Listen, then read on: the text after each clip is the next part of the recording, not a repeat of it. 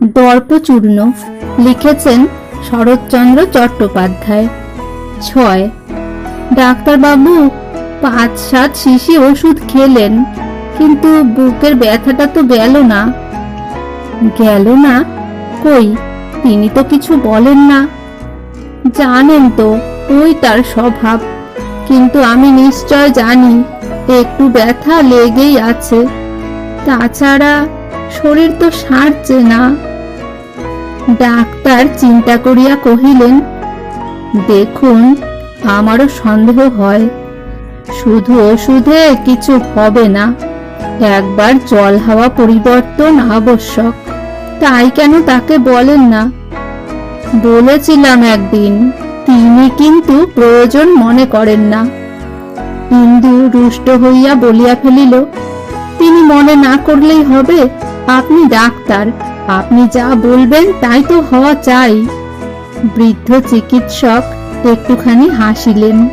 ইন্দু নিজের উত্তেজনায় লজ্জিত হইয়া বলিল, দেখুন, আমি বড় ব্যাকুল হয়ে পড়েছি, আপনি ওকে খুব ভয় দেখিয়ে দিন। ডাক্তার মাথা নাড়িয়া ধীরে ধীরে কহিলেন, এ সকল রোগে ভয় তো আছেই। ইন্দুর মুখ পাংশু হইয়া গেল। কহিল, সত্যি ভয় আছে? তাহার মুখের পানে চাহিয়া ডাক্তার সহসা জবাব দিতে পারিলেন না। ইন্দুর চোখে জল আসিয়া পড়িল। বলিল, আমি আপনার মেয়ের মতো ডাক্তারবাবু, আমাকে লুকোবেন না। কি হয়েছে খুলে বলুন। ঠিক যে কি হইয়াছে তাহা ডাক্তার নিজেও জানিতেন না। তিনি নানা রকম করিয়া যাহা কহিলেন তাহাতে ইন্দুর ভয় ঘুচিল না।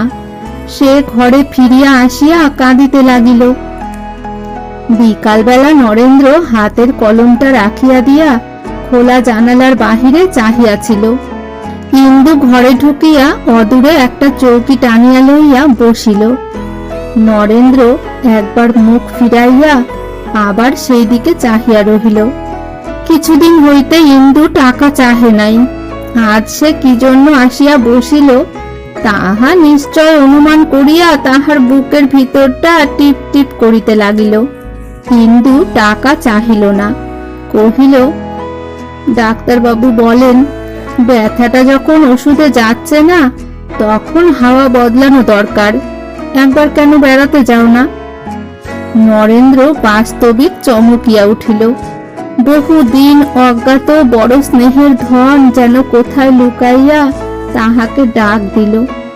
ইন্দুর এই কণ্ঠস্বর সে তো ভুলিয়াই গিয়াছিল। তাই মুখ ফিরাইয়া হতবুদ্ধির মতো চাহিয়া ক্ষণকালের জন্য কি যেন মনে মনে খুঁজিয়া ফিরিতে লাগিল। ইন্দু কহিল, কি বলো?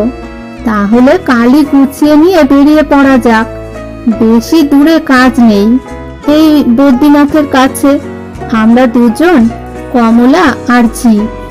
রামটহল পুরানো বিশ্বাসী লোক, বাড়িতেই থাক। সেখানে একটা ছোট বাড়ি নিলেই হবে। তাহলে আজ থেকে গুছোতে আরম্ভ করুক না কেন? কোনো প্রকার খরচের কথাতেই নরেন্দ্র ভয় পাইত। এই একটা বড় রকমের ইঙ্গিতে তাহার মেজাজ একেবারে বিগড়াইয়া গেল। প্রশ্ন করিল, এই ডাক্তারটিকে এখানে আসতে বললে কে?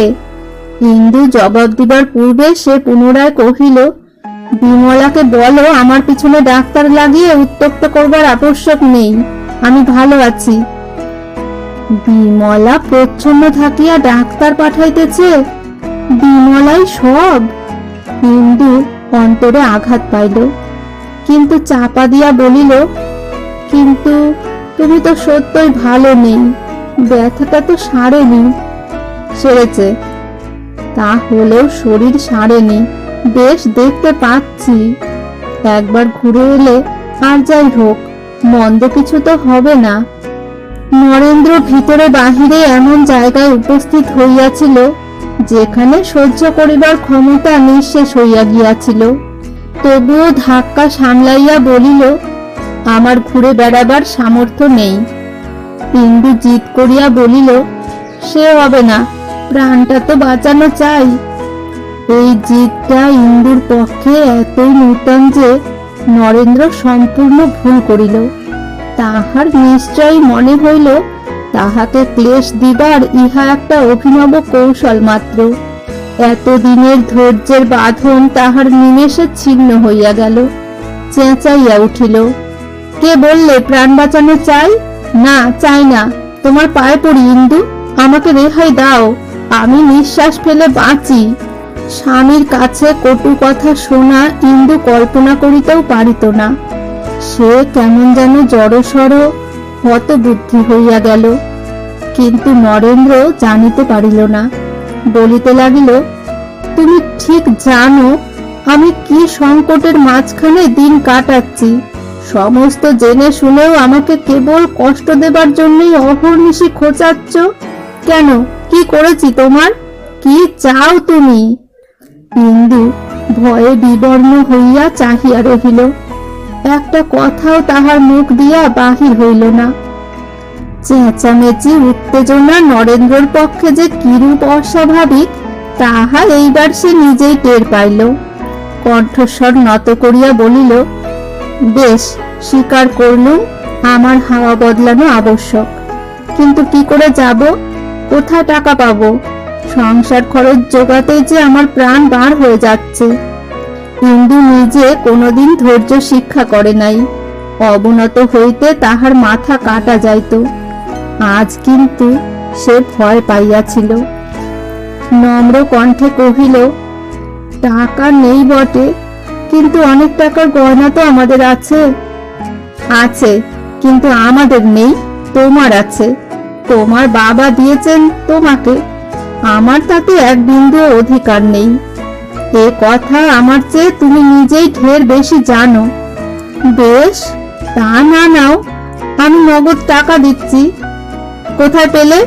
সংসার খরচ থেকে বাঁচিয়েছ? ইহা চুরি বিক্রির টাকা। ইন্দু সহজে মিথ্যা কহিতে পারিত না। ইহাতে তাহার বড় অপমান বোধ হইত। আজ কিন্তু সে মিথ্যা বলিল। নরেন্দ্রর মুখের ভাব ভয়ানক কঠিন হইল। ধীরে ধীরে বলিল, তাহলে রেখে দাও, গয়না গড়িও। আমার বুকের অনেক রক্ত জল করে যা জমা হয়েছে তা এভাবে নষ্ট হতে পারে না। ইন্দু, কখনো তোমাকে কটু কথা বলিনি, চিরদিনই শুনে আসছি। কিন্তু তুমি না সেদিন দম্ভ করে বলেছিলে, কখনো মিথ্যে বলো না। কমলা পর্দা ফাঁক করিয়া ডাকিল, মা, পিসিমা এসেছেন। কি হচ্ছে গো বউ? বলিয়া বিমলা ভিতরে আসিয়া দাঁড়াইল। ইন্দু মেয়েকে আনিয়া তাহার গলার হারটা দুই হাতে সজোরে ছিঁড়িয়া ফেলিয়া স্বামীর মুখের সামনে ছুঁড়িয়া ফেলিয়া দিয়া কহিল, মিথ্যে বলতে আমি জানতাম না, তোমার কাছেই শিখেছি। তবুও এখনো পেতলকে সোনা বলে চালাতে শিখিনি। যে স্ত্রীকে ঠকায়, নিজের মেয়েকে ঠকায়, তার আর কি বাকি থাকে? সে অপরকে মিথ্যাবাদী বলে কি করে? নরেন্দ্র ছিন্ন হারটা তুলিয়া প্রশ্ন করিল, কি করে জানলে পেতল? যাচাই করিয়েছ? তোমার বোনকে যাচাই করে দেখতে বলো। বলিয়া সে দুই চোখ রাঙা করিয়া বিমলার দিকে চাহিল। বিমলা দুপা পিছাইয়া গিয়া বলিল, ও কাজ আমার নয় বউ। আমি এত ইতর নই যে দাদার দেওয়া গয়না স্যাকড়া ডেকে যাচাই করে দেখব। নরেন্দ্র কহিল, ইন্দু, তোমাকেও দু একখানা গয়না দিয়েছি, সে যাচাই করে দেখেছ? দেখিনি, কিন্তু এবার দেখতে হবে। দেখো, সেগুলো পেতল নয়। ভগিনীর মুখের পানে চাহিয়া হারটা দেখাইয়া কহিল, এটা সোনা নয় বোন, পেতলই বটে। যে দুঃখে বাপ হয়ে ওই একটি মেয়ের জন্মদিনে তাকে ঠকিয়েছি সে তুই বুঝবি। তবুও মেয়েকে ঠকাতে পেরেছি, কিন্তু নিজের স্ত্রীকে ঠকাতে সাহস করিনি।